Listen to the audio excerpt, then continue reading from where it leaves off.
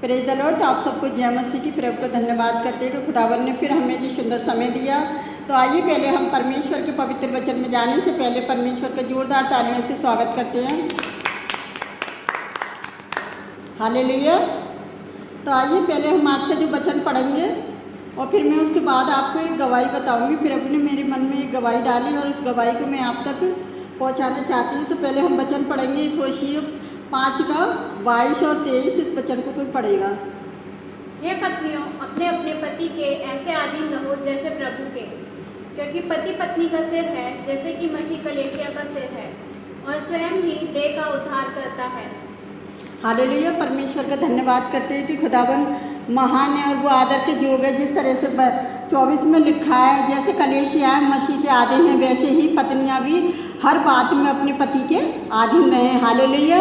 और ये नहीं है कि परमेश्वर ये कह रहा है कि पत्नियों को ही पति के अधीन रहना चाहिए। अगर हम 25 में देखेंगे तो उसमें लिखा है, हे पत्नियों, अपने अपने पति से प्रेम रखो, जैसे मसीह ने भी कलीसियाओं से प्रेम करके अपने आप को उनके लिए दे दिया। हालेलुया। और ऐसे ही हमें इन वचनों के द्वारा परमेश्वर हमसे अपने वचन के द्वारा बातचीत कर लिया है कि किस तरह से पति को उसे लाभ के लिए नहीं, बिल्कुल पूरे परिवार के लाभ के लिए है, उसकी पत्नी पर अधिकार दिया जाता है। उसे ये अधिकार परिवार में अनुशासन, जब व्यवस्था और जब शांति स्थापित करने के उद्देश्य उपयोग में लाने के लिए दिया जाता है। किसी पति को अपनी पत्नी के साथ व्यवहार नहीं करना चाहिए, जब उस पर अत्याचार करने का कोई अधिकार नहीं होना चाहिए। इसकी बजाय उसे इस तरह से अपने पति के साथ प्रेम पूर्वक और दया पूर्वक व्यवहार करना चाहिए, जिस तरह से मसीह ने हमारे साथ व्यवहार किया था। हालेलुया। परमेश्वर ने पति को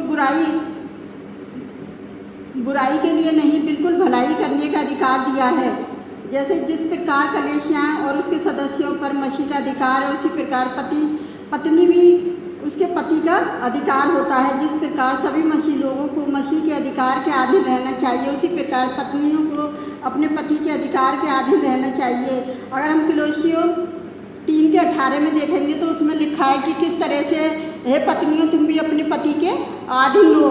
और किस तरह से वचन में लिखा है कि अगर हम वचन में देखेंगे, हे पत्नियों, जैसे प्रभु में उचित है वैसे ही अपने अपने पति के अधीन रहो। हालेलुया। तो इस वचन में भी हमें किस तरह से अधीन रहने के लिए कह दिया है।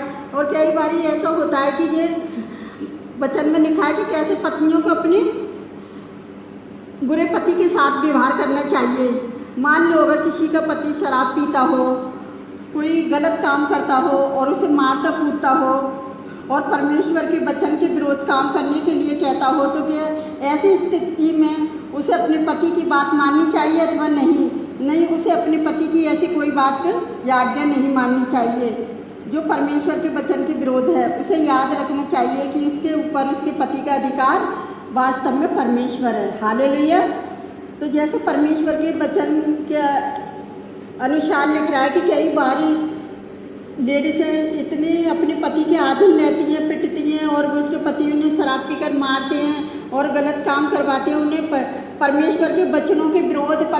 कई बार तो पति क्या करते हैं, अपनी पत्नियों को चर्च जाने से रोकते हैं, अच्छे काम करने से रोकते हैं, तो उनकी इच्छा पूरी करने की जगह ज़बरदस्ती करवाते हैं। तो परमेश्वर का अधिकार रखने का दावा नहीं कर सकता। ऐसी स्थिति में उसे पत्नी को अपने पति की आज्ञा की अपेक्षा परमेश्वर की आज्ञा का पालन करना चाहिए। तो कई बार मैं पत्नियों को देखती हूँ कि किस तरह से परमेश्वर ने इस वचन के द्वारा मुझे गवाही दी। जब मैं रात को 12 बजे एक लेडीज़ के लिए प्रार्थना कर रही थी और उस लेडीज़ का जो पति है उसे रखना ही नहीं चाहता, और वो लेडीज़ बेचारी इतना प्यार करती है अपने पति से। और जब मैं उस लेडीज़ की गवाहियों के बारे में पढ़ती हूँ, जब मुझे कमेंट करती है और मैं उसके लिए रात दिन प्रार्थना करती थी। जब मैं रात को 12 बजे प्रार्थना कर रही थी तो क्या हुआ, परमेश्वर ने मेरी अगुवाई करी। वो लेडीज़ बहुत अच्छी है कि देखो अपने परमेश्वर से भी प्रेम करती है और अपने पति से भी प्रेम करती है और कहती है और उसका पति इतना बेकार है कि उसे रखना नहीं चाह रही है, फिर भी वो लेडीज़ ऐसी है कि नहीं, परमेश्वर से प्रार्थना कर रही है और दूसरों को कमेंट से लिख रही है कि मतलब मेरे पति को परमेश्वर मुझे मिला दे। तो यहाँ हमें वचन बता रहा है कि अगर तो पति तुम्हारे विरोध है तो फिर ऐसे पति के साथ रहने से क्या फ़ायदा है।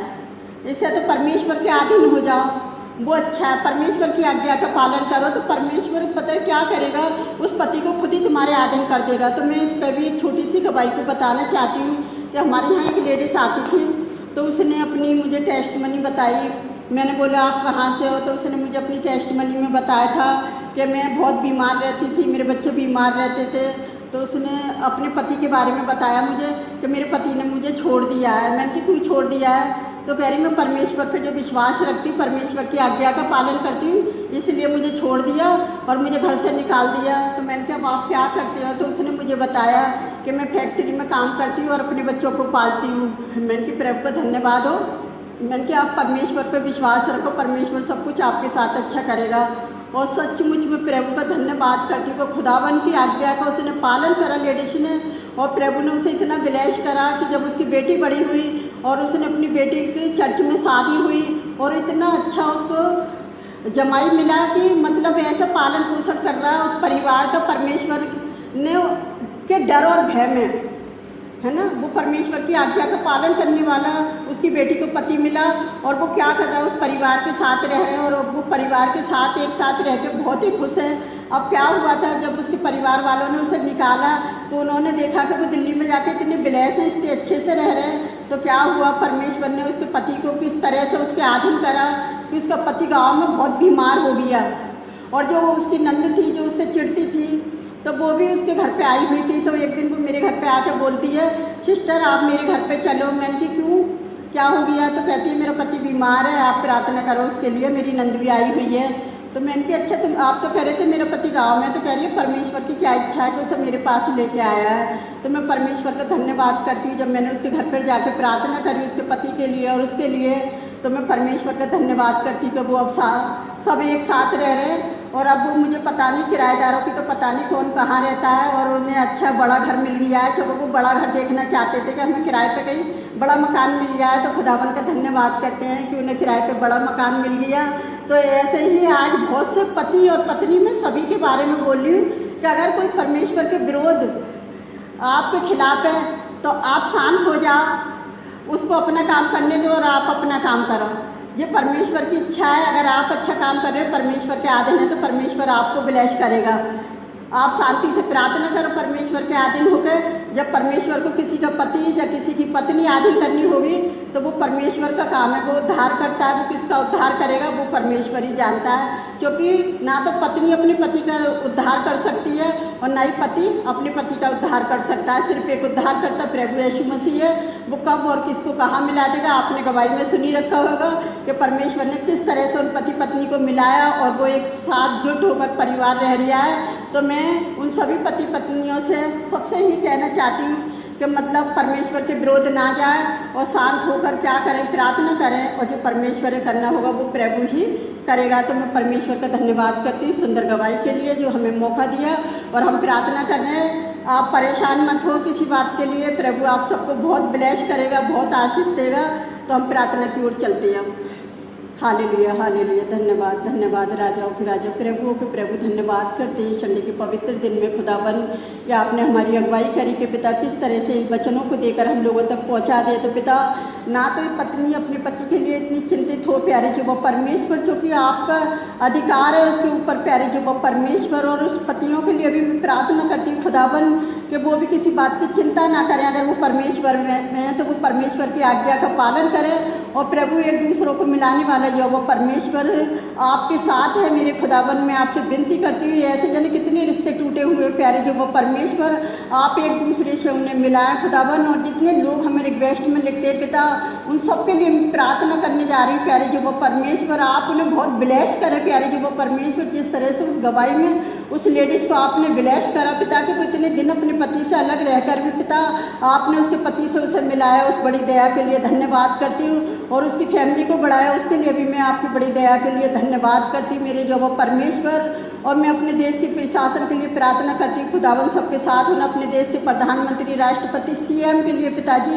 सारे कार्यकर्ताओं के लिए भी मैं प्रार्थना करती हूँ खुदावन आप सबकी काम करने में सहायता मदद करना, क्योंकि देश को चलाने वाले वो नहीं, आपका पवित्र आत्मा सबकी सहायता मदद करे। आज जितनी कलेशियाँ चल रही हैं पिता, उन कलेशियाँ पर भी आपका अधिकार है मेरे प्रभु यीशु। आप उस अधिकार को पिताजी और अपने लोगों को बढ़ाएं और वचन का मन्ना दें जो आपके दास दासी आपके वचन को बोल रहे हैं प्यारी जो वह परमेश्वर। जन कितने बीमार लोगों के लिए प्रार्थना कर रहे हैं पिता, जितने लोग घरों में बीमार हैं आज भी चंगे हो जाए यीशु नासरी के नाम से। पिता जितने लोग मेडिकल अस्पतालों में बीमार हैं वो आज चंगे हो जाएं यीशु नासरी के नाम से। प्यारे जो वो परमेश्वर, आपने हमें ये छोटी सी प्रार्थना करने का मौका दिया और आपने हमारी प्रार्थना का जवाब दिया, उसके लिए हम धन्यवाद करते हैं खुदावन। हम जो भी मांगते हैं इसको पवित्र और सामर्थी नाम पर आमीन। प्रभु आप सबको बहुत से आशीष दे।